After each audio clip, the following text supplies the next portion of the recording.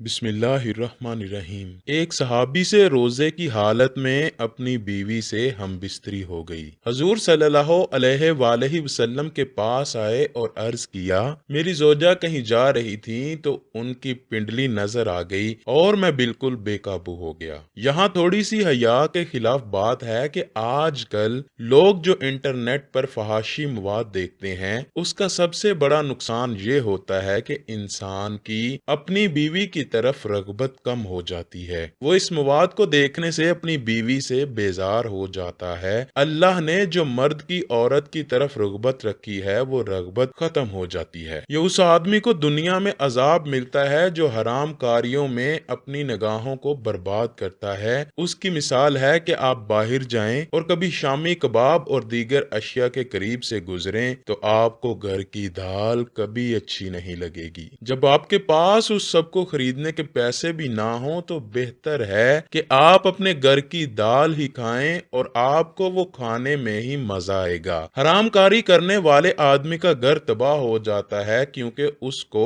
अपनी बीवी में रगबत नहीं रहती। सहाबा कराम नजरों की हिफाजत करते थे। जोजा की पिंडली नजर आई तो बेसब्री हुई। इतनी रगबत थी उस वक्त। आज कोई है इस कदर रगबत? अपने घरों को पाकीज़ा बनाए। और खवातीन को मशवरा है, अगर उनके शोहर से इस किस्म की कोई फहश हरकतें होती हैं तो खुदा के लिए क़यामत तक के लिए अपने बच्चों को उस पर अमल करने ना दें। हजरत अबू हुरैरा रजी अल्लाह ताला अन्हो से रिवायत है कि हम हजूर अकरम सल्लल्लाहु अलैहि वसल्लम की बारगाह अक़दस में हाजिर थे कि एक शख्स मजलिस में आया और अर्ज करने लगा, या रसूल अल्लाह, मैं हलाक हो गया। आप सल्लल्लाहु अलैहि वसल्लम ने पूछा, तेरे साथ क्या वाकया पेश आया? उसने अर्ज किया, मैं रमजानुल मुबारक में बहालत रोजा अपनी बीवी से जमा कर बैठा हूँ। आप सल्लल्लाहु अलैहि वसल्लम ने फरमाया, क्या तेरा कोई गुलाम है जिसे तू इसके कफारे में आजाद करे? वो अर्ज करने लगा, नहीं या रसूल अल्लाह। आप सल्लल्लाहु अलैहि वसल्लम ने पूछा, क्या तू मुसलसल 2 महीने के रोजे रख सकता है? उसने अर्ज की, नहीं।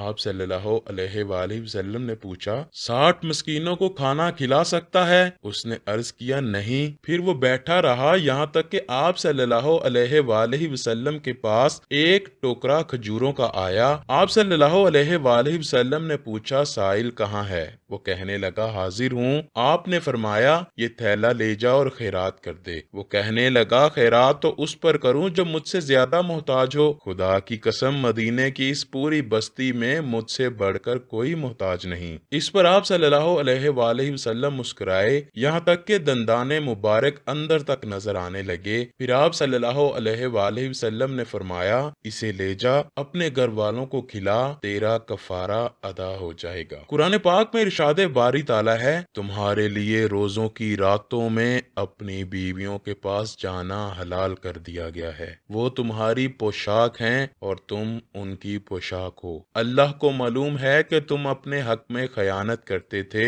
सो उसने तुम्हारे हाल पर रहम किया और तुम्हें माफ फरमा दिया। बस अब रोजों की रातों में बेशक उनसे मुबाशरत किया करो और जो अल्लाह ने तुम्हारे लिए लिख दिया है चाहा करो। दोस्तों, वालदैन पर खर्च करो, रिश्तेदारों, गरीबों, मस्कीनों पर। कुरान कहता है, जितने हैं उसी में से दिया करो। हदीस में आता है, हजूर सल्लल्लाहु अलैहि वसल्लम ने फरमाया, जहन्नम की आग से बचने की कोशिश करो। याद रखो, अल्लाह के गुस्से को सदका जितना ठंडा करता है उतनी कोई और चीज नहीं करती। जब इंसान कोई गुनाह करता है तो अल्लाह को गजब आता है। अल्लाह के गजब को ठंडा करने के लिए सबसे बेहतरीन नुस्खा तौबा तो है। तौबा के अलावा दूसरी चीज सदका है। किसी गरीब को कुछ पैसे दे दें, उससे अल्लाह का गजबो जलाल कम होता है। हजूर सल्लल्लाहु अलैहि वसल्लम ने फरमाया, जहन्नम की आग से बचने की कोशिश करो सदके के जरिए। फरमाया, अगर पैसे नहीं तो खजूर लो, उसको 2 टुकड़े करो,